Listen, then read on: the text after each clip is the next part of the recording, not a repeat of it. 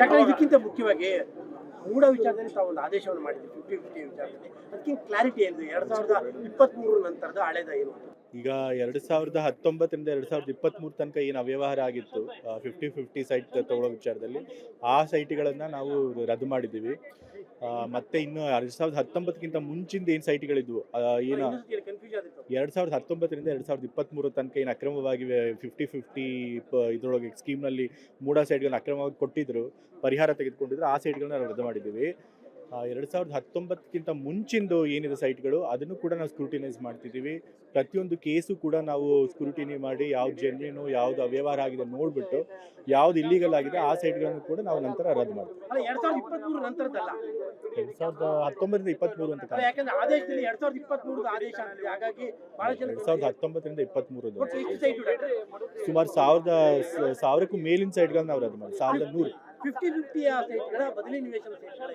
ಹೌದು, ಇವರು ಏನು ಮಾಡಿದ್ದಾರೆ ಅಂತ ಹೇಳಿದ್ರೆ, ಎಷ್ಟೊಂದು ಜನ ಅವರು ಭೂ ಸ್ವಾಧೀನ ಆಗಿಲ್ಲದೆ ಹೋದ್ರು ಕೂಡ ನಾವು ಸೈಟ್ ಕೊಟ್ಟು ಭೂಮಿ ಕೊಟ್ಟಿದ್ದೀವಿ ಅಂತ ಹೇಳಿ ಅದಕ್ಕೆ ಪರಿಹಾರ ತೆಗೆದುಕೊಂಡಿದ್ದಾರೆ ಅಕ್ರಮವಾಗಿ. ಮತ್ತು ಎಷ್ಟೊಂದು ಜನ ಬೇರೆ ಬೇರೆ ಯಾವುದೋ ಕಾರಣಕ್ಕೆ ರಸ್ತೆಗೆ ತೊಗೊಂಡಿರೋದನ್ನು ಕೂಡ ತಮ್ಮ ಭೂಮಿ ಪೂರ್ತಿಯಾಗಿ ಹೋಗಿದೆ ಅಂತ ಹೇಳಿ ಅವರು ಪರಿಹಾರ ತೆಗೆದುಕೊಂಡಿದ್ದಾರೆ ಮೂಡದಿಂದ. ಅದೆಲ್ಲ ಅಕ್ರಮವಾಗಿ ಆಗಿರುವಂತಹ ಪರಿಹಾರಗಳು ಕೊಟ್ಟಿರೋದು. ಸೊ ಹಾಗಾಗಿ ಆ ಸೈಟ್ಗಳನ್ನ ರದ್ದು ಮಾಡಿ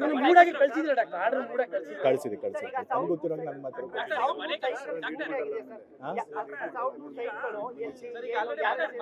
ಆ ಮಾಹಿತಿ ಎಲ್ಲ ನಾನು ಆಮೇಲೆ ಕಳಿಸ್ಕೊಡ್ತೀನಿ.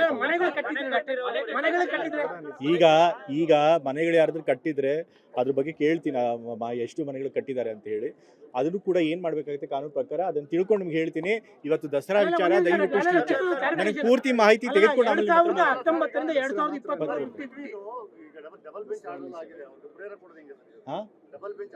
ಏನಂತ ಆಗಿದೆ ಅವರ ಅಕ್ರಮವಾಗಿ ತೆಗೆದುಕೊಂಡಿರುವಂತ ಪರಿಹಾರ, ಅಕ್ರಮವಾಗಿ ತೆಗೆದುಕೊಂಡೋದಕ್ಕೆ ಯಾವುದೇ ಪರಿಹಾರ ಕೊಡೋಕ್ಕಾಗೋದಿಲ್ಲ. ನಾವು ಏನಾದರೂ ಕೋರ್ಟ್ ಆ ಥರ ಆರ್ಡರ್ ಇದೆ, ನಾವು ಕೋರ್ಟ್ನಲ್ಲಿ ಅದನ್ನ ಫೈಟ್ ಮಾಡ್ತೀವಿ. Thank you. ದಸರಾ ಬಗ್ಗೆ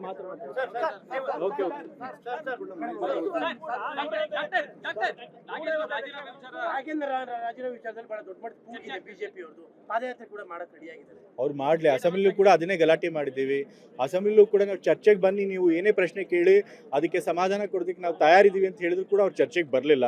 ಸೊ ರಾಜಕೀಯ ಕಾರಣಕ್ಕೋಸ್ಕರ ರಾಜೀನಾಮೆ ಕೇಳ್ತಾ ಇದ್ದಾರೆ ಹೊರತು ನಾಗೇಂದ್ರ ಅವ್ರ ಬಗ್ಗೆ ಯಾವುದೇ ಬಲವಾದಂಥ ಸಾಕ್ಷ್ಯಾಧಾರಗಳಿಲ್ಲ. ಸೊ ಹಾಗಾಗಿ ಅವ್ರು ರಾಜಕೀಯ ಮಾಡೋಕ್ಕೋಸ್ಕರ ಕೇಳ್ತಾ ಇದ್ದಾರೆ. ಇಲ್ಲ, ಮೈಸೂರಿನವ್ರು ಇದುವರೆಗೂ ಯಾರು ಸಿಕ್ಕಾಕೊಂಡಿದ್ದಾರೆ ನನಗೇನು ಮಾಹಿತಿ ಬಂದಿಲ್ಲ. ನಾನು ಅದ್ರ ಬಗ್ಗೆನೂ ಕೂಡ ತಿಳ್ಕೊಳ್ತೀನಿ. ಈಗಾಗಲೇ ಮುಖ್ಯಮಂತ್ರಿಗಳು ಅದ್ರ ವಿಚಾರವಾಗಿ ಮಾತನಾಡಿದ್ದಾರೆ. ಸೊ ಹಾಗಾಗಿ ಮುಖ್ಯಮಂತ್ರಿಗಳಿಗೆ ಚೆನ್ನಾಗಿ ಗೊತ್ತಿರುತ್ತೆ. ನಾ ಅದ್ರ ವಿಷಯವಾಗಿ ಇನ್ನೇನು ಮತ್ತೆ ಮಾತಾಡ್ತೀನಿ. ಈಗ ಬಿಟ್ಬಿಡಿ, ಈಗ ಮೂಡೋದು ಆಮೇಲೆ ಮಾಹಿತಿ ತಗೊಂಡು ಮಾತಾಡ್ತೀನಿ. ರವಿ ಅವರು ಆಮೇಲೆ ಮಾತಾಡುತ್ತೆ.